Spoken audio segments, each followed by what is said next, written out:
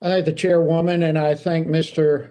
Conley, my friend from Virginia, for just letting the cat out of the bag himself. He stated very clearly that what this is all about is unfinished Democratic business. That's exactly what this is all about. The Democratic Party attempting a political power grab of obtaining more senators. That's entirely what this is all about. And my comments that he referenced have nothing to do with a new test for admission. They're based on reality. If DC became a state, it'd be the only state that has no airport. If there's a car dealership in DC, I apologize for being wrong. I have no idea where it is, but it'd be a state without a capital city. It would not have a landfill, and we could find a ton of other issues that are just matters of fact that would be absent here. Mayor Bowser, let me ask you, is DC statehood a bipartisan issue in your opinion?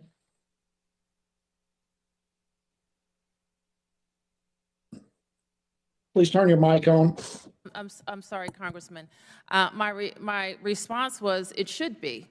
We never couched the issue of DC That's a good answer, but it's not the question. Okay. Would you consider it a bipartisan issue? It is a bipartisan issue, and here's why.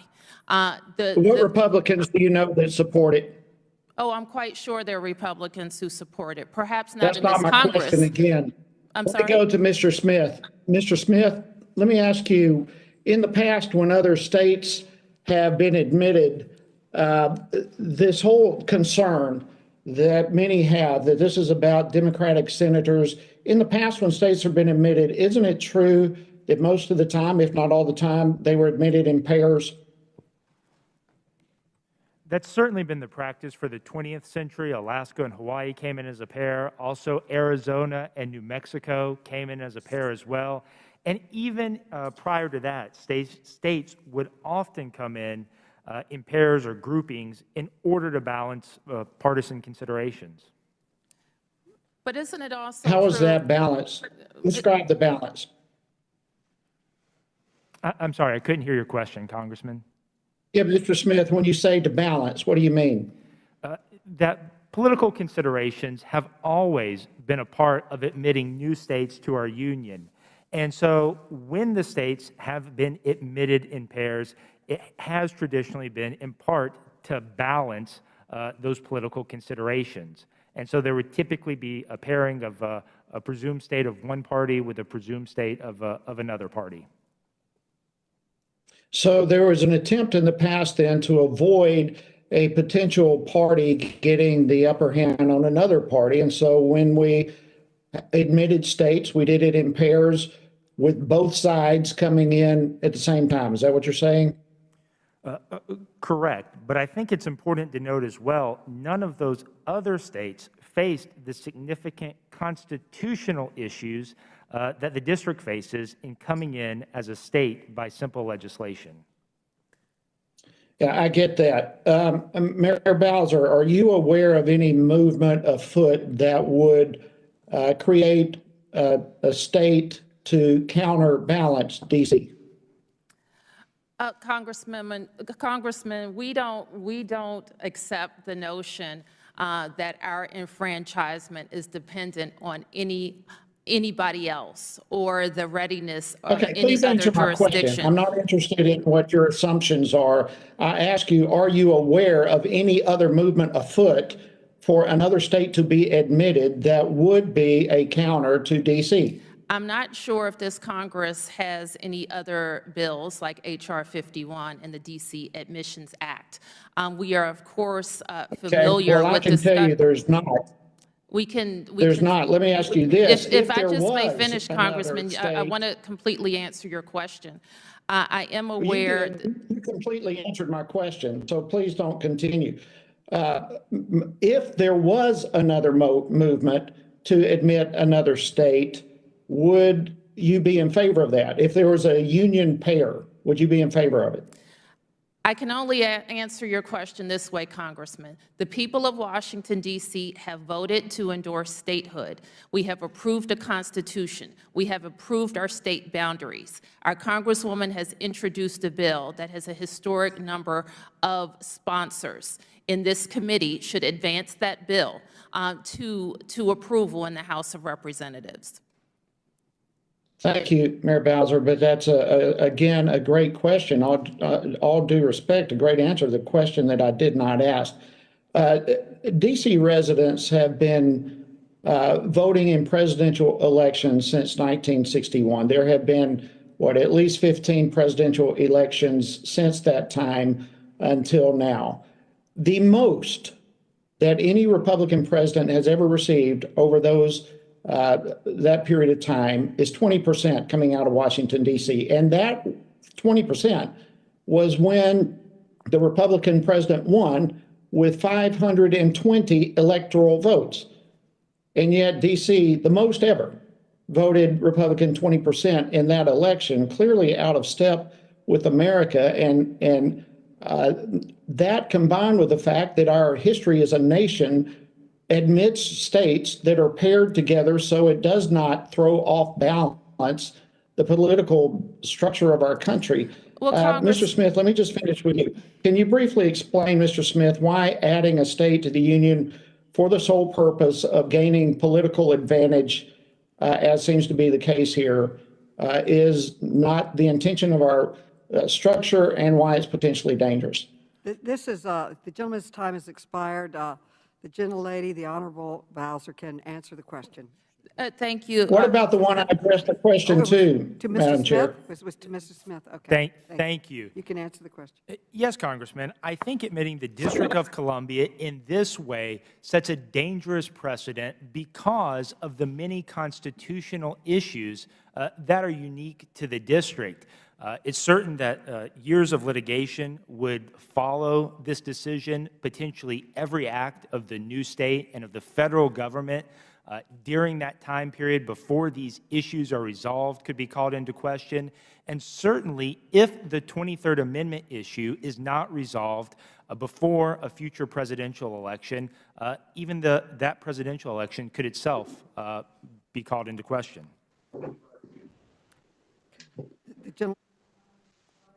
The gentleman from Maryland, Mr. Raskin, is now recognized for 5 minutes. Thank you, Madam Chair. Madam Mayor, I can't let this opportunity pass as long as you're here testifying for committee to just talk about what I consider an important constitutional issue, which is the equal administration of justice. So just a couple questions in terms of how the district has handled people who have rioted in the summer versus people that breached the Capitol. I condemn both equally. But have you determined, have you seen any information in terms of insurance claims of how much damage, property damage was done during the summer rioting? Do you have a figure on that? Because we know nationally those riots, close to $2 billion in insurance claims. Well, thank you, Senator, for your interest in the district. But I have to address your question first by talking about the residents of D.C. 700,000 people, hardworking individuals who educate their children, start businesses, and work in the district. It would be incorrect to say that D.C. residents have more of an interest in the federal government than other Americans. We know that we have federal interests again, that's not the question I asked you. So could you answer the question? Can you answer the question I asked you? Do you have a property damage estimate from the summer riots? I'm glad to hear you say that you are opposed to riotous behavior, whether it happened on 16th Street or here. Madam Mayor, could you answer the question? Do you have an estimate of the property damage during the summer riots? I know that we had one night of rioting in the district in the summer. Do you know how many people were arrested for the summer riots? We've had dozens of people arrested over the last year. How many are still being detained? I don't know. I don't know the answer to that. Do you know whether by using geolocation, did we go and arrest people who participated in the summer riots in their individual states, like we did with the January 6th breachers? If you're asking about how the Federal Bureau of Investigation operates, you'll have to address those questions to them. I can speak for the Metropolitan Police Department, and we do not permit any riotous behavior, whoever is conducting it. And we have made arrests in both cases. In cases where we had riotous behavior, and that is a specific behavior here on the Congress's grounds and on city streets. Okay, my final point is I know the House of Representatives, some members have written a letter to you inquiring about the conditions in the DC jail, which people are being held, basically the entire population in some form of solitary confinement. When you respond to their letter, I'd like you to send me the same response. Well, Senator, you are aware that our criminal justice system is also unique in the American system, that we have our Metropolitan Police Department makes arrests, but all arrestees are processed through a federal system, through the courts who have federally appointed judges, pretrial system that is federal as well. We operate a DC jail, and if there are any concerns about conditions at the jail, I will address them. There are, and again, I'm just asking you to respond to me when you respond to the House members who are asking about the conditions of solitary confinement. Yes. And having control of our criminal justice system is a driving force behind why we need statehood. Certainly, we've talked about representation, but being able to enforce our own laws is important to how we operate our jurisdiction. Okay, thank you, Mr. Chairman.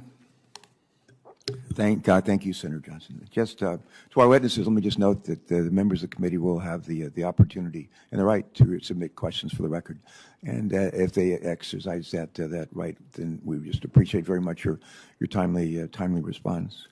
Norton and members of this esteemed committee.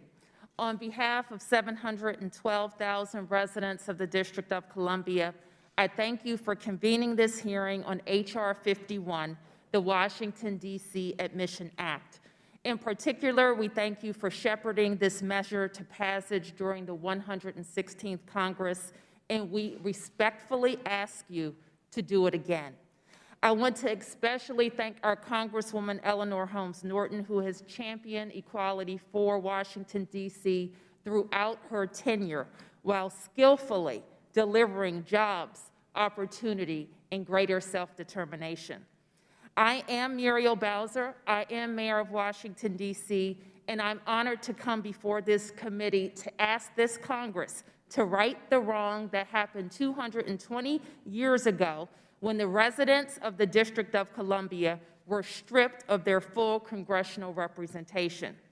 2 years ago, on the 116th, I came before this committee under the leadership of the late Elijah Cummings to dispel erroneous arguments against D.C. statehood. These are bad faith arguments, and I'm sure we will hear them time and time again this morning. They say Washington, D.C. statehood is unconstitutional, even though constitutional experts have refuted this claim. Article 1 of the Constitution is not an obstacle. As H.R. 51 makes clear, a federal district will remain for the federal government, its buildings and its workings. And the rest of the area where people live will become the 51st state. They say Washington, D.C. is too small, our economy is not diverse enough, even though we're bigger by population than 2 states and pay more per capita than any state. We pay more in total federal taxes than 22 states. They say Washington, D.C. can't take care of itself. This is simply not accurate. In fact, by many objective measures, D.C. is a better governed jurisdiction than most states. We have balanced our budgets for 25 times in the last 25 years. And we already operate as a state and perform the same functions as states do. During the coronavirus pandemic, for example, we have led COVID-19 testing, contact tracing, and vaccination efforts, just as states do. and we are treated like a state in more than 500 citations in federal law. Again, 2 years ago, we debunked those claims as thinly veiled attacks on our political leanings and, quite frankly, on our diversity and history of Black political power. Today, I come to urge this committee and this Congress to move beyond the tired, non-factual, and frankly, anti-democratic rhetoric and extend full democracy to the residents of the District of Columbia, as the Founding Fathers saved for a later day. I was born in Washington, D.C., and generations of my family, through no choice of our own, have been denied the fundamental right promised to all Americans, the right to full representation in Congress. The simple fact is denying American citizens a vote in the body that taxes them goes against the founding principles of this great nation. The disenfranchisement of Washingtonians is one of the remaining glaring civil rights and voting rights issues of our time. Even as the Constitution was being drafted, several members foresaw this situation that Washingtonians face today, a capital city of second-class citizens. When white residents were the only population to be affected, as they were the only ones with suffrage at the time, the Founding Fathers pledged to correct the wrong, and the Continental Congress was eager to offer amendments to correct it. But ultimately, the Constitution did not resolve the concerns around the future federal districts, congressional representation, or self-governance. Why did the motivation to right the wrong disappear? As time passed, the district became majority African American. The drive to correct the wrong was replaced by racist efforts to subvert a growing and thriving Black city. Historic records abound with statements of successive members of Congress referencing the Negro problem or the color problem within DC as a justification to withhold congressional representation. This was their way of saying African Americans are unable to govern themselves or vote for their best interest, or I dare say, be the face of the nation's capital. Surely, in 2020, this body cannot associate themselves with that view. Next month, we will celebrate President Lincoln signing the Emancipation Act that freed the slaves in the District of Columbia, April 16, 1862, months before the Emancipation Proclamation freed other enslaved people in our country. I hope to remind this Congress that district residents are still not free as we remain disenfranchised by this body. I urge all of you to do what over 202 centuries of lawmakers have failed to correct and grant full democracy to DC residents through statehood.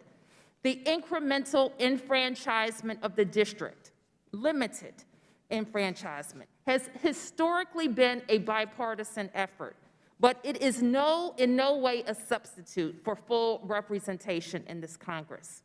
Washington, D.C. has been a true partner to the federal government in every aspect, even though Congress and presidents have been sporadic partners to us. We have supported continuing the critical operations of this body and other federal agencies within our border.